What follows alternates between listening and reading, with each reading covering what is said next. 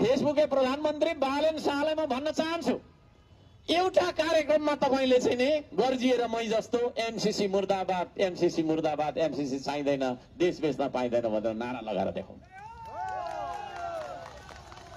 रवि लामी छानेलाई म भन्न चाहन्छु, तपाईले पनि हो यो कुरा दोहोऱ्याउनु। नारा लगाउनु लाउनु त तपाईको त्यो चाहिँ तपाईको घण्टी बजाउने साथीहरूलाई। कुलमान घिसिङलाई पनि मैले भनेको छु, तर नम्बर 1 मा तपाईहरुले एमसीसी को विरोध गरेर देखाउनु है।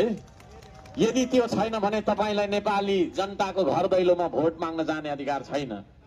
नियतै असल नभएको मान्छेहरूलाई हामीले नेता सम्झेर भोट दिइरह्यौं। भोलिको दिनमा इटहरी चाहिँ छ, राम्रो इटहरी हैन, 6 लेनको बाटो, चिल्लो इटहरी, तर झण्डा चाहिँ अरूको देशको फहरिरहेको क्या है।